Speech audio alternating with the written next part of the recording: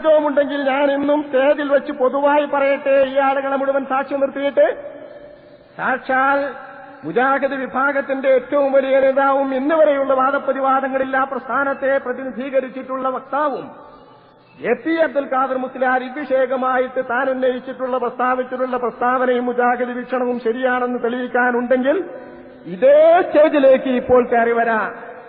നിയമം അനുവദിക്കുന്ന രീതിയിൽ നമുക്ക് സംവദിക്കാം, പ്രശ്നമല്ല. ഞങ്ങളതിന് തയ്യാറാ സ്റ്റേജിന്, കുഴപ്പമില്ല. അതേസമയം ഏതെങ്കിലും പെണ്ണുങ്ങൾ ഞങ്ങൾ മതിയെന്നും പറഞ്ഞു വന്നാൽ അത് ഈ പറഞ്ഞ വെല്ലുവിളിക്കുള്ള മറുപടിയല്ല. അതിന് വേണ്ട ഭാഷയും പ്രതികരണവും മാറിയ അത് മാറി രൂപത്തിൽ ഇവിടെ പുറത്തു വരുമായിരിക്കും. അള്ളാഹു തആല കാത്തു രക്ഷിക്കുമാറാവട്ടെ. ഇനിയും അന്തരീക്ഷം വഷളാകണ്ട. അതുകൊണ്ട് ഈ വെല്ലുവിളി പറഞ്ഞപ്പോ ഇത് പോപ്പുലാരിറ്റിക്ക് വേണ്ടി പറയാം, മറ്റീന് വേണ്ടി പറയാന്ന് പറഞ്ഞു ഒഴിഞ്ഞു മാറുകയാണ്. സത്യത്തിന് വേണ്ടിയോ ദീനിനോടോ സ്നേഹമുണ്ടെങ്കിൽ ഇവിഷേകമായുള്ള യഥാർത്ഥ വീക്ഷണം അറിയണം. അന്ന് 78 പുറത്തിറങ്ങിയ കോലത്തിലല്ല നമ്മുടെ പെണ്ണുങ്ങൾ പള്ളിയിൽ നിന്ന് പുറത്തിറങ്ങുന്നതും പെണ്ണുങ്ങൾ പോകുന്നതും എന്ന് പറയാൻ കണ്ണുള്ള മുജാഹിദിനും കണ്ണുള്ള ചെറുപ്പക്കാർക്കും സാധിക്കോ? നമ്മുടെ വീടുകളിലേക്കും വീടുകളിൽ നിന്ന് പള്ളിയിലേക്കും പോകുന്ന കോലം, പള്ളിയിൽ നിന്ന് പുറത്തിറങ്ങുന്ന കോലം എല്ലാവർക്കും കാണാവുന്ന രൂപല്ലേ? നിസ്കാരക്കുപ്പായിട്ട് നിസ്കരിക്കാൻ വേണ്ടി പോകുന്ന പെണ്ണിന് നിസ്കാരക്കുപ്പായം കയ്യിൽ തൊക്കില, കക്ഷത്തിൽ പിടിച്ചല്ലേ നമ്മുടെ പെണ്ണുങ്ങൾ പള്ളിയിലേക്ക് പോകുന്നത്. അപ്പൊ നിസ്കാരത്തിന്റെ സമയത്ത് അണിയേണ്ട വേഷം കക്ഷത്തില, ശരീരത്തിലണിയാൻ കുറവാ ലജ്ജ. നാടൻ ഭാഷയിൽ തന്നെ എല്ലാവർക്കും അറിയും, ഒരു നാണായി. ആ വേഷം നമ്മക്ക് കല്യാണത്തിന് പോണ വേഷം തന്നെ, മറ്റെങ്ങും പോണ വേഷം തന്നെ. ആ വേഷത്തിൽ തന്നെയല്ലാതെ നമ്മുടെ പെണ്ണുങ്ങൾ പണ്ട് പോയിരുന്നതിൽ ഉപരിയല്ലാതെ ഇന്ന് കുറഞ്ഞിട്ട് സുന്ദരമായി പോകാൻ തുടങ്ങിയോ? അന്ന് എന്തിനവർ പള്ളിയിലേക്ക് വരണമെന്ന് 78 അൽമനാർ ചോദിച്ചത് അൽമനാറിന്റെ സാരഥിയായിട്ട് എ.പി. അബ്ദുൽ ഖാദർ മുസ്ലിയാരും കെ.പി. മുഹമ്മദ് മൗലവിയും നിലകൊള്ളുന്ന കാലത്തല്ലേ? ഇവരന്ന് ചോദിച്ച ആ ചോദ്യം ഇന്നും പ്രസക്തല്ലേ? രൂപം മാറിയോ? പെണ്ണുങ്ങൾ നാട്ടുകുട്ടി നടത്തുന്നതും പെണ്ണുങ്ങൾ നടുറോഡിലൂടെ അലഞ്ഞു കൊടുക്കുന്നതുമായി ഈ വേഷത്തിൽ പെണ്ണുങ്ങളെ ജുമാ ജമാഅത്തുകൾക്ക് പോകൽ സുന്നത്താണോ എന്ന് തർക്കിച്ചുകൊണ്ടിരിക്കുന്നതെന്ന സങ്കടമല്ലാന്ന് എഴുതിയ ജമാഅത്തുകാരന് നടുറോട്ടിലൂടെ പെണ്ണ് അലഞ്ഞു തിരിയുന്നത് അന്ന് എഴുതിയതിൽ നിന്നും കുറഞ്ഞിരിക്കാണോ ഇന്ന് പറയണ്ടേ? വലിഞ്ഞു കയറി സാംസ്കാരിക നായകന്മാരും മറ്റു പത്രക്കാരൊക്കെ ഇറങ്ങിയിട്ട് വിഷയം വിപുലായി നോക്കുമ്പോ ഞങ്ങൾ ആശയം തന്നെ പത്രം മുഴുക്കെ ഞങ്ങൾ ആശയം ഏറ്റുപിടിക്കാൻ തുടങ്ങി തന്നെ നടക്കുക. ഇതെവിടുക്കാൻ നിങ്ങളിനെ ഏറ്റുപിടിച്ചോ? എല്ലാത്തിന്റെ ഉത്തരവാദിത്വം ഏറ്റുപിടിച്ചോ? ഏളാപ്പ മകളെ കൂട്ടിക്കുടിച്ചതിന്റെ ഉത്തരവാദിത്വം ഏറ്റുപിടിക്കാൻ തയ്യാറാകണോ? അത്രയും ഞങ്ങൾക്കുള്ളൂ.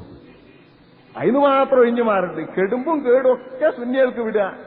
അത് ഉറൂസിന് പോയതുകൊണ്ട് വന്നതാന്ന് പറയരുത്, അത്രയേ ഉള്ളൂ. അത് ഉറൂസിന് പോയതുകൊണ്ട് വന്നതാ, പള്ളിയിൽ പോയതുകൊണ്ടാണെങ്കിൽ ഇതൊന്നും വരൂല എന്ന് പറയരുത്. അതുകൊണ്ട് മോശപ്പെട്ട രീതിയിൽ നമ്മുടെ പെണ്ണുങ്ങൾ നിലകൊള്ളുന്ന, ഇനിയും ഏറെ മോശമായിക്കൊണ്ടിരിക്കുന്ന ഈ കാലത്ത് ഈ രൂപത്തിൽ ഒരു വാദഗതി അവതരിപ്പിച്ചിട്ട്, ചർച്ച അവതരിപ്പിച്ചിട്ട്, വിവാദം നിലനിന്നിട്ട് ദീനിനും സമൂഹത്തിനും സമുദായത്തിനും നമ്മുടെ ഭാരതത്തിന്റെ സംസ്കാരത്തിന് തന്നെ എന്തു നേട്ടമാണ് എന്ന് നിഷ്പക്ഷരായ സാധാരണക്കാർ ആലോചിക്കണം. എന്നാൽ അള്ളാഹുവിന്റെ ദീനിന്റെ നിയമം ഒരൽപ്പം നമുക്കിതിലൂടെ പറയാതെ പറ്റില്ല. അള്ളാഹു സുബ്ഹാനഹു വ തആല അറിയാതെ ഒഴിച്ചിട്ട ഒരു വിഷയമല്ല ഇത്. അള്ളാഹു വിവരിച്ചിരിക്കുന്ന ഈ വിഷയം കാണാതെ പണ്ഡിതന്മാർ ഒഴിച്ചിട്ടുമില്ല.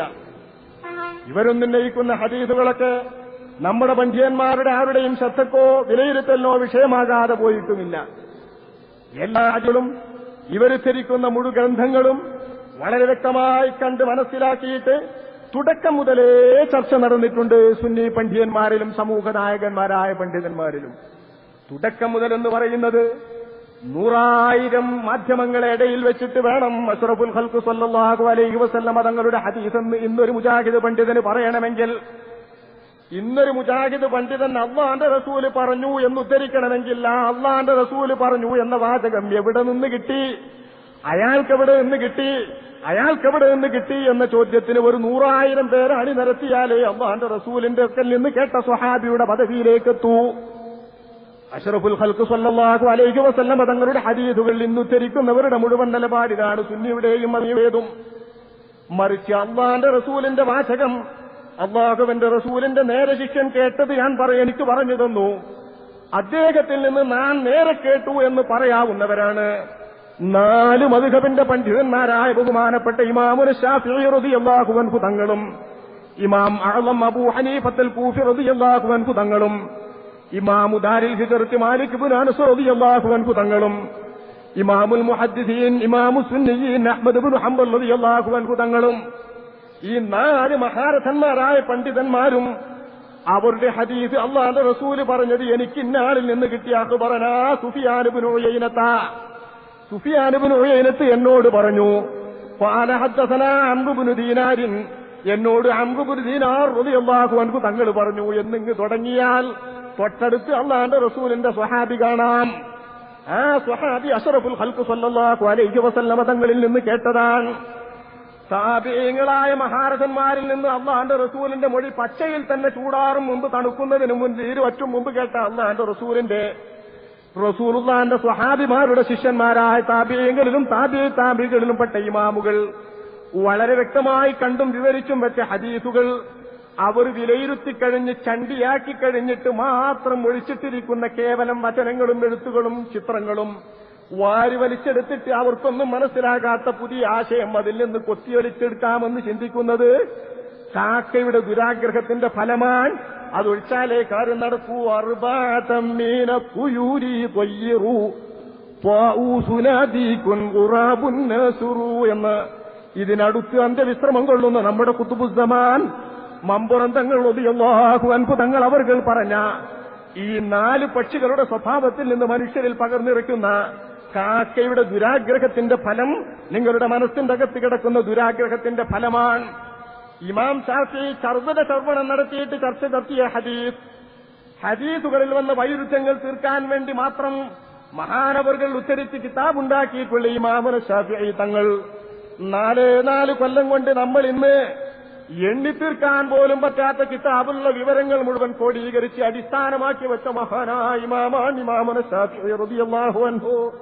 തന്റെ ജീവിതത്തിന്റെ അവസാന കാലത്തെ 4 കൊല്ലങ്ങളാണ് ജദീദായ തന്റെ മദ്ഹബ് ക്രോഡീകരിക്കുവാൻ വേണ്ടി ഇമാമുന ശാഫിഈ ചെലവഴിച്ചതെന്ന് ഓർക്കുമ്പോൾ ഇമാം ശാഫിഈ തങ്ങളുടെ മദ്ഹബ് നിന്ന് വിലയിരുത്തുന്ന സകല കിതാബുകളിലുള്ളതും ആയിരക്കണക്കിന് വാല്യങ്ങളുള്ള മദ്ഹബിന്റെ കിതാബുകളിലുള്ളതും ഇമാമുന ശാഫിഈ ആ 4 കൊല്ലത്തിന്റെ അടുത്ത് എഴുതി എന്ന് പറഞ്ഞാൽ ആ ഇമാമുന ശാഫിഈ ആരാണെന്നും എന്ത് സവിശേഷ സിദ്ധിയാണ് അല്ലാഹു തആല മഹാനർക്ക് കനിഞ്ഞേകിയിട്ടുള്ളതെന്നും എവിടെ നിന്നാണ് മഹാനർ ഇതെല്ലാം കിതാബുകളിലുള്ളതും ഇമാമുന ശാഫിഈ ആ 4 കൊല്ലത്തിന്റെ അടുത്ത് എഴുതി എന്ന് പറഞ്ഞാൽ ആ ഇമാമുന ശാഫിഈ ആരാണെന്നും എന്ത് സവിശേഷ സിദ്ധിയാണ് അല്ലാഹു തആല മഹാനർക്ക് കനിഞ്ഞേകിയിട്ടുള്ളതെന്നും എവിടെ നിന്നാണ് മഹാനർ ഇതെല്ലാം കണ്ടെത്തിയതെന്നും ഒന്ന് ചിന്തിക്കുവാൻ സാധാരണക്കാർക്ക് പറ്റും.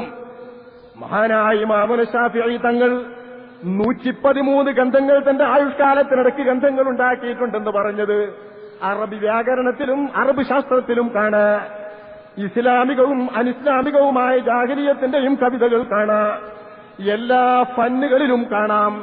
ഹദീസിലും ഫിഖ്ഹിലും കാണാം. 113 ഗ്രന്ഥങ്ങൾ മഹാനായ ഇമാമുന ശാഫിഈ തങ്ങൾ തന്റെ ആയുഷ്കാലത്തിനിടക്കുണ്ടാക്കുകയും സകല കലാവല്ലഭന്മാരായ ശാഫിഈ മദ്ഹബിന്റെ ഉലമാക്കൾക്കും മങ്ങ് മറിച്ചു നോക്കിയിട്ട് പഠിച്ചാൽ കിട്ടാവുന്ന വിധം വിശദമായിട്ട് ശാഫിഈ മദ്ഹബ് 4 കൊല്ലം കൊണ്ട് ക്രോഡീകരിക്കുകയും ചെയ്ത ആ ഇമാമുന ശാഫിഈ തന്റെ ഏറ്റവും തെളിഞ്ഞ ബുദ്ധി കൊണ്ട്, സവിശേഷ ബുദ്ധി കൊണ്ട്, കറാമത്തായി അല്ലാഹു നൽകിയ ബുദ്ധി കൊണ്ട്, ജന്മസിദ്ധമായി അമ്മിഞ്ഞപ്പാലിലൂടെ തനിക്ക് അല്ലാഹു കനിഞ്ഞു നൽകിയിരിക്കുന്ന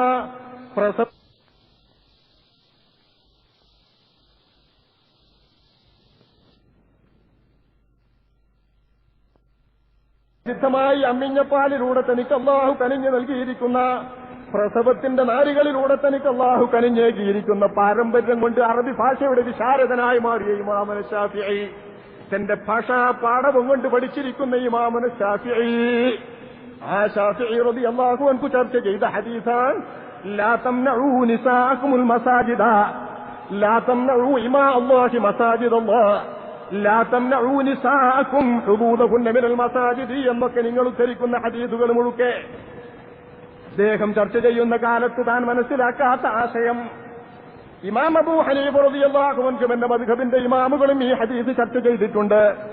അഹ്മദ് ഇബ്നു ഹംബൽ തങ്ങൾ ധാരാളം ചർച്ച ചെയ്തിട്ടുണ്ട്, ഈ ഹദീസ് നിവേദനം ചെയ്തിട്ടുമുണ്ട്.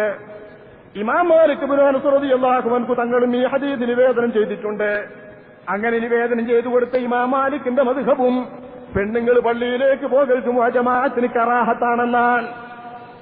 ഈ ഹദീസ് വളരെയധികം റിപ്പോർട്ട് ചെയ്ത ഇമാം അഹ്മദ് ഇബ്നു ഹംബൽ റളിയല്ലാഹു അൻഹുവും ആയിരക്കണക്കിന് ശിഷ്യന്മാർക്ക് പകർന്നു കൊടുത്ത ഇമാം അഹ്മദ് ഇബ്നു ഹംബൽ തങ്ങളും തന്റെ മദ്ഹബ് രേഖപ്പെടുത്തിയിരിക്കുന്നത് പെണ്ണുങ്ങൾക്ക് സ്ത്രീകൾക്ക് ജുമുഅ ജമാഅത്തിന് പള്ളിയിൽ പങ്കെടുക്കൽ പുരുഷന്മാരുടെ ജുമുഅ ജമാഅത്തിന് ഹുദൂർ കറാഹത്താണെന്നാണ്.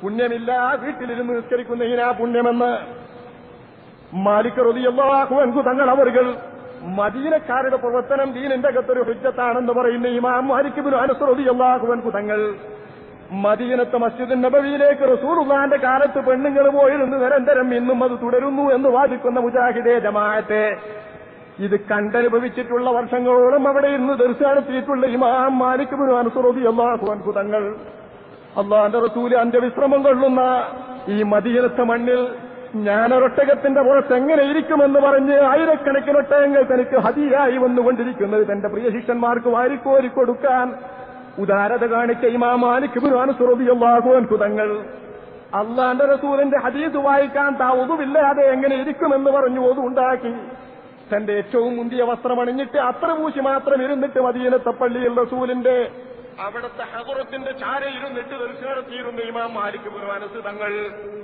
ഈ ഹദീസിന് വേദനം ചെയ്തുകൊണ്ടുള്ള ഇമാം മാലിക് ഇബ്നു അനസ് റളിയല്ലാഹു അൻഹു തങ്ങളുടെ മദ്ഹബും താൻ വിവരിക്കുന്നത് പെണ്ണുങ്ങൾക്ക് പുരുഷന്മാരുടെ ജുമുഅ ജമാഅത്തുകളിൽ പള്ളികളിൽ സംബന്ധിക്കൽ കറാഹത്താൻ, അതില്ലാതെ വീടിന്റെ അകത്ത് നിസ്കരിക്കുന്നതാണ് അവർക്ക് ആഖിറത്തിൽ പുണ്യം കിട്ടുന്ന ഇടപാട്.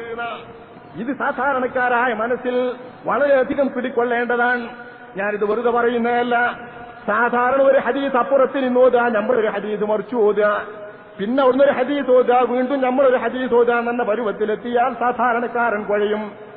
ആരാണ് ഈ ഹദീസിന്റെ റാവിയെന്നും ആരാണിത് റിപ്പോർട്ട് ചെയ്യുന്നതെന്നും ആരൊക്കെയാണ് ഈ ഹദീസ് നിവേദനം ചെയ്തതെന്നും ആരൊക്കെയാണ് ഇത് ചർച്ച നടത്തിയതെന്നും ഇതിന്റെ ആശയങ്ങൾ മനസ്സിലാക്കിയിട്ടുള്ള ഇമാമുകൾ ആരെല്ലാമാണെന്നും മനസ്സിലാക്കിയിട്ട് അവർക്കൊന്നും കിട്ടിയിട്ടില്ലാത്ത ആശയങ്ങൾ പുതുതായി ചണ്ടിയിൽ നിന്ന് വലിച്ചൂരാൻ ഞങ്ങൾക്ക് കിട്ടിയെന്ന് ഞാൻ ഹദീസിനെ പറയുകയല്ല, വലിച്ചൂരിയിട്ട് ആശയം കടഞ്ഞെടുത്തിട്ടുള്ള പദത്തെയാണ് ഞാൻ പറയുന്നത്. കുറിച്ചിട്ടുള്ള ചിത്രം അച്ചടി മഷിണ്ടല്ലോ, നിങ്ങളുടെ പ്രസ്സിൽ നിന്ന് പൊഴിയുന്ന മഷി, ആ മഷിയിൽ നിന്ന് നോക്കിയിട്ട് അത് മാത്രമല്ലേ സഹോദര എന്റെയും നിന്റെയും മാനദണ്ഡം, മൊഴിയല്ല, വിശ്വസ്തരല്ല, കേവലം ഏതെങ്കിലും പ്രസ്സിൽ നിന്ന് വന്ന മഷി, അമ്മഷിയിൽ ഏതോ ഒന്ന് തെറ്റിയതല്ലേ ഇബ്നു ഹസ്മ് എന്ന് പറയുന്ന ആ മനുഷ്യൻ ലോകത്തൊരു പണ്ഡിതനും പറയാത്തത് പറയാൻ അബൂദാവൂദിന്റെ മേൽ റസൂലുള്ളാഹിന്റെ മേൽ ഹദീസ് വെച്ച് കെട്ടാൻ തയ്യാറായത് മഷി വെച്ചിട്ടല്ലേ. അത്തരം മഷികൾ മാത്രം കണ്ടിട്ട് അതിൽ നിന്ന് വലിച്ചൂരി സത്തയെടുക്കാൻ ഇനിയും പറ്റുമെന്നുള്ള ചിന്ത എത്ര വില കുറഞ്ഞ ചിന്തയാണ്, എത്ര പരമമോശമാണ്. ആ മോശപ്പെട്ട ചിന്തയിൽ നിന്നൊരൽപ്പം ഉയരരുതോ? ഉയരാലോ, ലേശം ഉയരാ. അവിടെയാണ് നമ്മുടെ പണ്ഡിതന്മാർ എത്തി നിൽക്കുന്നത്. എൽമ് കൂടുന്തോറും ലേശം ഉയരും. അങ്ങനെ ഉയർന്ന പണ്ഡിതൻ